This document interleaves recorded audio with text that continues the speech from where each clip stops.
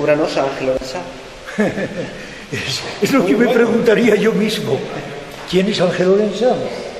Pues Ángel Lorenzán soy como un intérprete, pero no a larga distancia, sino más que la proximidad, en el centro de la cuestión. Es decir, que yo, y lo digo, y no es exagerado, sé describir o entrar dentro del mundo del color, de la forma, del gesto, y no es tan, como diríamos, dramático, ni mucho menos, porque está creado precisamente con esa gracia, con esa fluidez, con ese encanto, como el viento, ¿no? A mí me encanta mucho el viento me conviene porque las esculturas las levanta y tal. Yo le dije a un camarero el otro día, le dije, tira la bandeja, a ver si esto flota en el aire. Y no lo hizo, porque sabía que iba a quedar todo deshecho, los vasos, pero la imaginación era a ver si volaba y volvía otra vez a la bandeja. Es hacer saltar lo de la bandeja, que lleva compás, lo que sea, que has tomado bebida, ¿no? Pero esa es una idea cinematográfica, en esa razón que con un efecto volvería otra vez lo que has tirado, has soltado de la mano, a tener la precisión exacta otra vez. ¿Qué nos hablas de tu experiencia en Cannes, del Artfus? Bueno, pues yo voy a Cannes desde hace ya varios años y es porque hay un premio que lleva mi nombre. Está presentado por el Ayuntamiento de Cannes y cada año se celebra. Eres un amante del cine, ¿no? Sí, claro. Y lo veo por esta razón que yo decía. ¿Cómo vas a imitar unas flores si son mejores en la realidad? Y luego los efectos fotográficos detiene la imagen perfectamente y se puede conservar para miles de años. Entonces la razón estaría, pero claro, lo que le pasa al cine es que es muy caro de producción, mucho, y luego de difusión, de publicidad. Pero si lo ven en todo el mundo, pues ya tienes el valor económico, está asegurado. Y de expansión. Y con posibilidades de doblar o triplicar o multiplicar. Sí, porque expande, se ve, acapara los medios más hoy globales, ¿no? Pero tiene que llegar.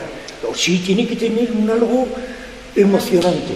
Igual que un cuadro grande de Velázquez o de Goya o de la Croix, tiene que tener ese secreto permanente, como eterno, ¿no? Sí. Y esa es la emoción del cuadro. Aunque no esté el personaje, pasa tiene como que haber Rubens, no está Rubens, pero tiene que conmocionar. Emocionar. A mí me decía, bueno, yo lo conocí bastante, que llegaba al escenario y que habían hecho los que lo situaban para filmar, y dice, no, esto hay que cambiarlo todo, fuera, que no puede ser porque cuesta mucho dinero y tal. Y al fin tenía que aceptar. Pero no es bueno aceptar porque la obra sufre, no es como tiene que ser. Y entonces ya todo se desgrana. Pero ¿sabes qué pasa? Que a veces una película, si no tiene muchos fondos, medios económicos, pues tienen que acabar con el tiempo, si no se encarece mucho. Y entonces ahí es donde se va. Los contratos tienen que estar firmes y no puede jugar con los tiempos ahí. Decir que se encuentra mal. Porque está firmado todos los planos, los permisos y los tiempos. Pero eso puede hacer que esa coyuntura pierda espontaneidad. Por una parte se le da velocidad. Eso es, la espontaneidad tiene que no frenar ni que lo económico ni el tiempo. Jugar con todo eso. La obra que se revela, que toma cuerpo, toma realidad, ¿no? Es esa. Entonces quizás vamos a un cine más espontáneo. Sí.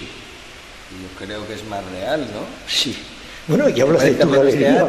¿Por qué no hablas de tu galería? Hombre, pues la verdad es que nuestro espacio invita no solamente a la creatividad, sino que invita al sentimiento, que es muy importante, que entre en el cerebro lo visual y el alma que ya posee el espacio del trabajo, solamente tan solo de reconstrucción, de estar un año aquí picando piedra e inventando con ingenio, con unos recursos limitados, pero con mucho reconvertir esos recursos en ingenio, y en esa fuerza espiritual para poder aportar un espacio a la sociedad de autoayuda y de fusión, de comunicación entre personas.